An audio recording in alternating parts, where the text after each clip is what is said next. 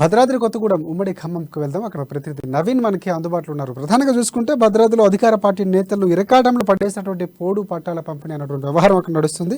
పోడు పట్టాల పంపిణీలో ఎమ్మెల్యేలు అధికారులను అక్కడ ఉన్నటువంటి పోడు రైతులు అడ్డుకున్నటువంటి పరిస్థితి కనిపిస్తూ ఉంది. ఇక ప్రధానంగా తమకు పట్టాలు ఎందుకు ఇవ్వడం లేదంటూ గిరిజనులు ఆందోళన వ్యక్తం చేసినటువంటి పరిస్థితి. కొందరికి పట్టాలు ఇచ్చి తమకు ఇవ్వడం లేదంటూ బాధితులు ఫైర్ అయ్యారు. పలు చోట్ల పట్టాల కోసం డబ్బులు వసూలు చేసినట్టు కూడా పోలీసులకు ఫిర్యాదులు చేసినటువంటి పరిస్థితి కనిపిస్తుంది. మొత్తానికి అధికార పార్టీకి చాలా వరకు డ్యామేజ్ జరిగే అవకాశం కనిపిస్తుంది. దీనిపై పూర్తి అప్డేట్స్ ఏంటి నవీన్ చెప్పండి. Thank you Rajasekhar. ఏదైతే తెలంగాణ రాష్ట్రంలో జటిల సమస్య అయినటువంటి పోడు పట్టాల అంటే ఏదైతే సాగుదారులకు పోడు పట్టాల పంపిణీ అనే విషయం ఇప్పుడు భద్రాద్రి జిల్లాలో అయితే రసాభాసగా మారిందని కూడా చెప్పొచ్చు. ముఖ్యంగా మనం చూసుకుంటే ఏజెన్సీ జిల్లాగా ఏర్పడినటువంటి భద్రాద్రి జిల్లాలో ఈ పోడు సాగుదారులు అయితే ఎక్కువగా ఉన్న పరిస్థితి కూడా ఉంది. ఈ నేపథ్యంలో ఏదైతే గత కొంతకాలంగా ప్రభుత్వం ఏదైతే పోడు పట్టాలు ఇస్తామని చెప్పి ముందుకు వెళ్తున్న పరిస్థితుల్లో మరి ఎన్నికలు మరో 4 నెలలు ఉన్న నేపథ్యంలో ఇప్పుడు పోడు పట్టాల పంపిణీ కార్యక్రమానికి అయితే శ్రీకారం చుట్టినట్లుగా కూడా చూడొచ్చు. అయితే ఈ నేపథ్యంలో ఏదైతే అప్లై చేసిన అందరికీ ఇవ్వకుండా కొంతమందికి మాత్రమే ఈ పోడు పట్టాలు ఇస్తున్నారని వీరైతే అంటే ఏదైతే పోడు సాగుదారులు అయితే వీరందరూ కూడా అంటే వీరు పోడు పట్టాలు రానటువంటి వారైతే ఆందోళన చేస్తున్న పరిస్థితి కూడా ఉంది. ముఖ్యంగా మనం చూసుకుంటే భద్రాద్రి జిల్లాలో భద్రాద్రి జిల్లాలో అయితే ముఖ్యంగా మనం చూసుకుంటే ఇటు శాసనసభ్యులకు ఏదైతే పోడు పట్టాలు వెళ్తున్నటువంటి వీరందరికీ అయితే ఇది ఒక తలనొప్పిగా మారిందని కూడా చూడవచ్చు. ముఖ్యంగా మనం చూసుకుంటే ఇది ఏదైతే మనం ఇప్పుడు కొత్తగూడెంలో వర్మ వెంకటేశ్వరరావు కావచ్చు, అశ్వరావుపేట మెచ్చ నాగేశ్వరరావు కావచ్చు, ఈ విధంగా ఏదైతే పోడు భూముల సమస్య ఎక్కువగా ఉన్నటువంటి ఎమ్మెల్యేలకైతే అక్కడ కొంతమందికి మాత్రమే పోడు పట్టాలు ఇష్యూ చేస్తున్నారని అంటే రాని వారైతే వీరందరినీ కూడా నిలదీస్తున్న పరిస్థితి ఉంది. అంటే ఏదైతే వచ్చే ఎన్నికలలో ఈ పోడు పట్టాల సమస్య వీరిని అంటే ఒక నెగిటివ్ గా జనాల్లోకి వెళ్తుందని ఈ నేతలు అయితే అంటే ఎమ్మెల్యేలు కావచ్చు, ఎంపీలు కావచ్చు, స్థానిక ప్రజాప్రతినిధులు అంటే పోడు పట్టాల సమస్యను తీర్చేదెలా అని తలలు పట్టుకుంటున్న పరిస్థితి కూడా కనిపిస్తుంది.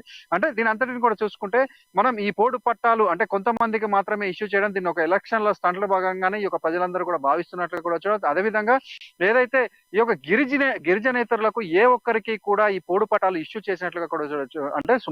అంటే ఈ భద్రాద్రి జిల్లాలో చూసుకుంటే సుమారు 2,99,000 ఎకరాలకు గాను 93,000 మంది అంటే 93,000 మందికి పైగా కూడా ఈ అంటే అర్జీ పెట్టుకున్నట్టుగా కూడా చూడవచ్చు. దాంట్లో 17,700 వరకు కూడా గిరిజనేతరులు అప్లై చేసిన ఏ ఒక్కరికి కూడా ఈ పోడు పట్టాలు ఇష్యూ చేసిన దాఖలాలు కూడా లేవు. అంటే వీరందరూ కూడా అంటే వాపోతూ ఏమో అంటే వీరు చెప్తున్న పరిస్థితి ఏంటంటే మేము కూడా వారికి ఈ సమానంగానే పోడు చేసుకుంటున్నామని వాళ్ళ తాతలు తండ్రుల కాలం నుంచి వీరు పోడు చేసుకుంటున్నారని ఈ విధంగా మాకు ముందు చేయి చూపెట్టడం సమంజసం కాదు అంటూ వీరందరూ కూడా ఎదురు తిరిగే పరిస్థితి కూడా కనిపించింది. అదే విధంగా ఈ పోడు పట్టాల విషయంలో అంటే ఏదైతే ఇప్పుడు దళిత బంధు విషయంలో కూడా అధికార పార్టీ నేతల హస్తం ఉందని అనేక నియోజకవర్గాల్లో కూడా వెల్లడైన నేపథ్యంలో ఇప్పుడు ఈ పోడు పట్టాలలో అవినీతి జరగద్దని కేసీఆర్ అంటే వీరందరికీ స్ట్రిక్ట్ వార్నింగ్ ఇచ్చిన నేపథ్యంలో పోడు పట్టాలలో అయితే అటువంటి అవినీతి జరగదని ప్రజలందరూ కూడా భావించారు. అయితే అదేమి మాకు కుదరదు, మేము ఎక్కడైనా కూడా అవినీతి చేస్తామన్నట్టే అధికార బీఆర్ఎస్ పార్టీ నాయకులు కావచ్చు, అధికారులు కావచ్చు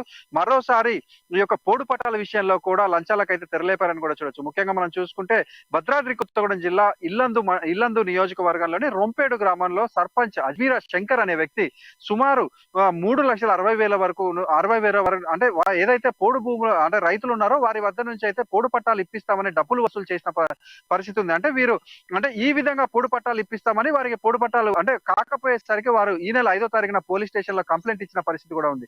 అంటే అదే విధంగా టేకులపల్లి మండలంలో ఇదే విధంగా డబ్బులు ఇస్తామని కొంతమంది అదే అధికార బీఆర్ఎస్ పార్టీ నాయకులు అయితే ఈ పోడు రైతుల నుంచి డబ్బులు వసూలు చేశారని కూడా ఆరోపణలు అయితే వస్తున్నాయి. అంటే వీరు అధికారులు కావచ్చు లేకపోతే అంటే ఈ ప్రభుత్వం ఎంత కట్టుదిట్టమైన చర్యలు చేసినప్పటికీ కూడా కింది స్థాయి నాయకులు చేతివాటంతో అభాసుక పాలవ్వాల్సి వస్తుంది. అదే మొత్తంగా మనం చూసుకుంటే ఈ పోడు పట్టాల ఇష్యూ అనేది వీరు అంటే ఈ ఎమ్మెల్యేలకు అయితే ఒక తలనొప్పిగా కూడా మారింది. ఎందుకంటే వీరు పట్టాల పంపిణీకి వెళ్తున్న నేపథ్యంలో అక్కడ పట్టాలు రానటువంటి ఎంతో ఆర్భాటంగా అంటే మేము ఎప్పుడు చేయనటువంటి ఇబ్బందులు లేనటువంటి ఒక భూమిని పట్టాలుగా చేసిస్తున్నాం. రైతులు అలాగే అంటే పోడు రైతులు ఎవరైతే ఉన్నారో వారికి పూర్తిగా న్యాయం చేస్తామని చెప్పినటువంటి పరిస్థితి కనిపిస్తుంది. కానీ ఇక్కడ జరిగినటువంటి పోలీసులకే సాక్షాత్తు ఫిర్యాదులు వెళ్ళడం అనేది, లంచం తీసుకోవడం అనేది అధికారులు ఎంత నిర్లక్ష్యంగా ఉన్నారో, ఎంత అంటే అవినీతి అవకతవకలకు సంబంధించినటువంటి విషయంలో ఉన్నారు అనేది మాత్రం స్పష్టంగా అర్థమవుతున్న పరిస్థితి. అంటే ఈ ప్రభావం రానున్నటువంటి ఎన్నికల్లో ఎంతవరకు ప్రభావం చూపించే అవకాశం ఉంటుంది? ఖచ్చితంగా అంటే ఇప్పుడే దిద్దుబాటు చర్యలకు కొంతవరకు ఎలక్షన్కి సంబంధించినటువంటి ఇప్పటికే కార్యాచరణ రూపొందించుకున్నటువంటి కేసీఆర్ బీఆర్ఎస్ సర్కార్ ముందుకు వెళుతుంది అంటే దళితులు కొంతవరకు ఆకట్టుకునే ప్రయత్నం దళిత బంధు చేస్తే గిరిజనులు ఆకట్టుకునే ప్రయత్నం చేస్తుంది. కానీ ఇలాంటి అవకతవకల వల్ల పూర్తి స్థాయిలో బెడిసి కొట్టి రావాల్సిన ఓట్లు కూడా ఆగిపోయే అవకాశం ఉందనుకోవచ్చా మనం?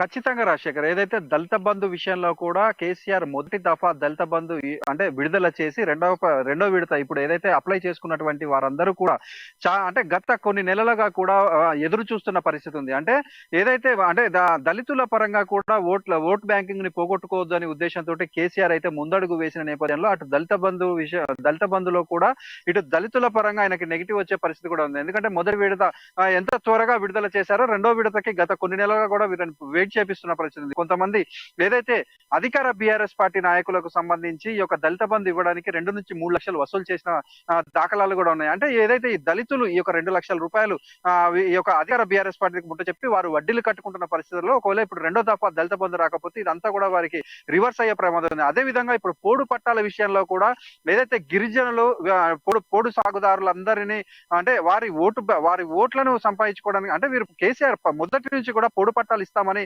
పదే వెల్లడిస్తూ ఉన్నప్పటికీ కూడా ఈ మధ్య కాలంలో పొడు రగడ అనేది ఎక్కువైనట్టుగా కూడా చూడొచ్చు. అదే అంటే ఈ సందర్భంగా ఏదైతే భద్రాద్రి జిల్లాలో FRO శ్రీనివాసరావు హత్య కూడా ఈ పోడు భూముల సమస్యలో ఒక భాగంగానే జరిగిందని కూడా చూడొచ్చు. అనంతరం ఏదైతే ఇప్పుడు అంటే మొన్న రీసెంట్ గా గత వారం రోజుల క్రితం కూడా ఈ యొక్క పోడు రగడ మళ్ళా ప్రారంభమవుతుందని కూడా చెప్పొచ్చు. అంటే వీటన్నిటిని కూడా చూసుకుంటే పోడు పట్టా భూములు ఇష్యూ చేస్తామని చెప్పి కేసీఆర్ ముందుకు వెళ్తున్న నేపథ్యంలో ఈ పోడు పట్టాలు అనేటివి సుమారు 2,99,000 మంది అప్లై చేసుకుంటే దాంట్లో చాలా తక్కువ మందికే ఈ పోడు పట్టాలు అంటే ఇస్తున్న పరిస్థితి కూడా ఉంది. అయితే ఇంకొక విషయం ఏంటంటే క్షేత్రస్థాయిలో గ్రామాధికారులు పంపించినటువంటి లిస్టులు పైన అధికారులు మారుస్తున్న పరిస్థితి కూడా ఉంది. అంటే వీరు అంటే ఎలిజిబుల్ ఈ యొక్క పోడు పట్టాదారులకు వీళ్ళు ఎలిజిబుల్ అని పంపిస్తున్న నేపథ్యంలో పైన అధికారులు అధికార బీఆర్ఎస్ పార్టీ నాయకుల ప్రోద్బలంతో వారి పైన యొక్క పోడు సాగుదారులందరి పేర్లు మార్చి అనర్హులకు కూడా ఈ పోడు పట్టాలు ఇస్తున్నారనే ఒక ఆరోపణగా ఉంది. ఇవన్నీ కూడా అధికార బీఆర్ఎస్ పార్టీకి వచ్చే ఎన్నికలలో తలనొప్పులు తెచ్చి పెడతాయనడంలో సందేహం లేదనిపిస్తుంది. అదేవిధంగా మరలా ఈ పోడు పోరు అనేది మరలా ప్రారంభమవుతుందని చెప్పడంలో సందేహమే లేదనిపిస్తుంది రాజశేఖర్.